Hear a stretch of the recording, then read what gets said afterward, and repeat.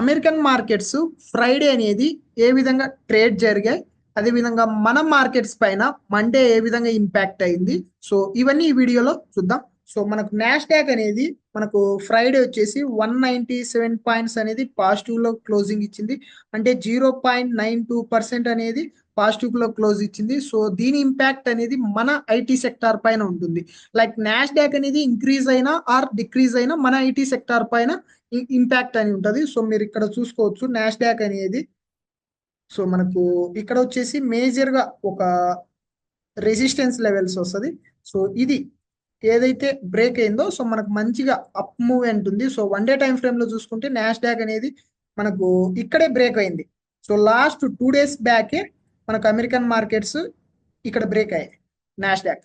So ఇది swing trading positions పరంగా. So intraday పరంగా అయితే మనకి ఈ రోజు ట్రాక్ చేసుకోవాల్సిందే. అగైన్ మనకు ఏదైతే ఇక్కడ మనకు లెవెల్ ఉందో సో అప్ సైడ్ నాస్డాక్ ఇది బ్రేక్ అయిందంటే మనకు మంచిగా మూవ్ అనేది అప్ సైడ్ ఉంటుంది. ఈ రోజు వచ్చేసి మనకు బ్రేక్ అవ్వాల్సిన లెవెల్ ఇంట్రాడే పరంగా 21,622 అనేది ఒక రెసిస్టెన్స్ లెవెల్. అదేవిధంగా మనకి ఇక్కడ ఒక ప్యాటర్న్ కూడా ఉంది. మనం బాగా అబ్జర్వ్ చేసుకుంటే ఇక్కడ మనకు ఒక ప్యాటర్న్ కూడా కనబడుతుంది, ఒక ట్రయాంగిల్ ప్యాటర్న్ కూడా ఉంది. సో ఈ రోజు కానీ ఇది ఓవర్ నైట్ అంటే మనకు 8 o'clock ఓపెన్ అవుతుంది అమెరికన్ మార్కెట్. సో ఈ రోజు మంచిగా ఇది బ్రేక్ అయ్యి మనకి ఏదైనా 1% అప్ ఆర్ 1% డౌన్ అయినా కానీ టుమారో మన మార్కెట్స్ పైన ఇంపాక్ట్ ఉంటుంది. అదేవిధంగా ఈ రోజు మన మార్కెట్స్ ఏ విధంగా క్లోజింగ్ ఇచ్చాయి ఇది కూడా చూద్దాం. సో మనకి ఏదైతే నిఫ్టీ ఉందో ఈరోజు 58 పాయింట్స్ అనేది నెగిటివ్ గా క్లోజింగ్ ఇచ్చింది. అదేవిధంగా బ్యాంక్ నిఫ్టీ అనేది -101 పాయింట్స్ అనేది నెగిటివ్. ఓకేనా, బ్యాంక్ నిఫ్టీ.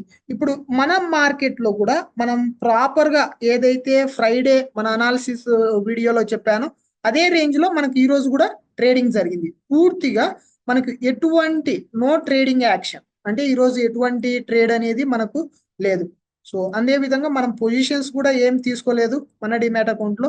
అదే విధంగా మీకు ఇది ఏదైతే డౌన్ సైడ్ లెవెల్ ఉందో అదే విధంగా మీరు అప్ సైడ్ లెవెల్ ఇక్కడ ఉంది. సో టుమారో మన ప్లానింగ్ ఏంటి, ట్రేడింగ్ ఏ విధంగా అనాలిసిస్ చేయాలి అంటే సో మనం చూసుకుంటే ఇక్కడ ఒక ప్యాటర్న్ ఉంది, ప్యాటర్న్ ఫార్మేషన్ ఉంది. అదే విధంగా మనకు డెసిషన్ మేకింగ్ అంటే ఇంకొక 1 or 2 days అనేది సైడ్ వేస్ ఉంటుంది. ఆఫ్టర్ మనకు మంచి మూవ్ ఉంటుంది. సో ఇది మనకు ఒక ప్యాటర్న్ ఫామ్ అవుతుంది ఇక్కడ చూసుకుంటే. సో ఒక ట్రయాంగిల్ ప్యాటర్న్ నిఫ్టీలో మంచి మూవ్ ఉంటుంది. సో టుమారో అనేది మనకు ఓవర్ నైట్ అనేది నాస్డాక్ కానీ మంచిగా ఇంక్రీజ్ అయిందంటే దాని ఇంపాక్ట్ అనేది మన మార్కెట్స్ లో ఉంటుంది. సో ఈ 2 లెవెల్స్ అబ్జర్వ్ చేయండి. 24,760 అనేది మనకు బ్రేక్ అవ్వాలి. లేదు అంటే డౌన్ సైడ్ ఈ రోజు ఏదైతే లో ఉందో 24,581 ఇది అంటే ఇదన్నా బ్రేక్ అవ్వాలి, లేదంటే అప్ సైడ్ ఇదన్నా బ్రేక్ అవ్వాలి. ఈ 2 రేంజెస్ మధ్యలో ఉంటే మనకు నో ట్రేడింగ్ జోన్ అంట, అంటే సైడ్ వేస్ మార్కెట్స్ అంట. నిఫ్టీ మనం టుమారో అనాలిసిస్ చేయాల్సింది ఫస్ట్ ఇక్కడ ఈ స్వింగ్ బ్రేక్ అవుతుంది అనుకోండి 24,640.